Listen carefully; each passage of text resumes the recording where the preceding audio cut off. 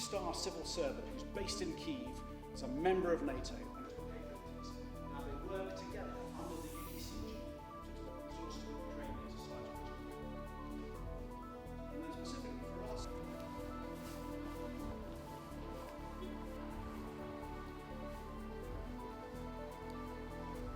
so the deliveries are ongoing, so there was no pause or something because of this mechanism. It was just continuing, and it's not that the US exactly waits until it is paid for. So as soon as one package is announced, the flow of material is starting, and then it goes continuously. Again, we will do not wait until the bill is paid, so to speak. So it's a good flow that we see, actually, and a very important capabilities that's coming from the United States.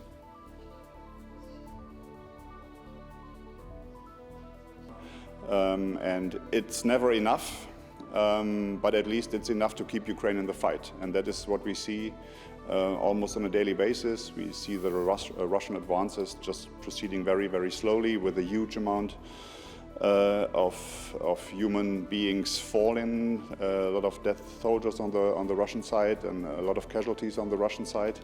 And so the Ukraine is able to hold the front line, to defend the skies to the extent possible, and that shows us that we had a good support, but of course it can always be more.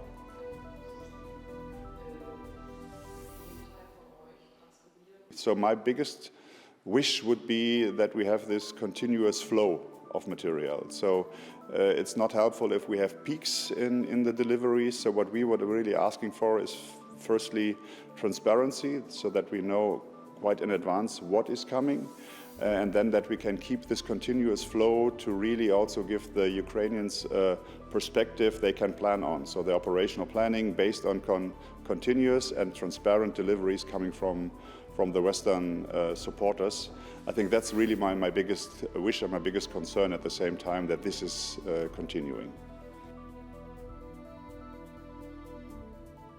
I think it's not really a surprise, the content of the national security strategy. Maybe the language is, to a certain extent, it's quite a frank language, but the content as such, which basically is that Europeans have to step up in terms of taking care of their own security, and of course Ukraine is first and foremost related to European security. So therefore, I think it's fair that the Europeans have to do more, which we.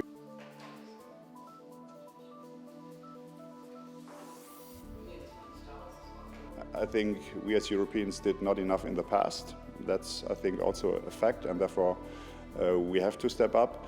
What I see here on my level, and I mostly can talk for my area of responsibility, so the commitment of the United States and the other headquarters is absolutely unbroken in terms of Ukraine, and I also see and feel this when I talk to other US soldiers here in Germany and in Europe in general. So I think there still is a strong commitment, but of course we need to see what political decisions will be made.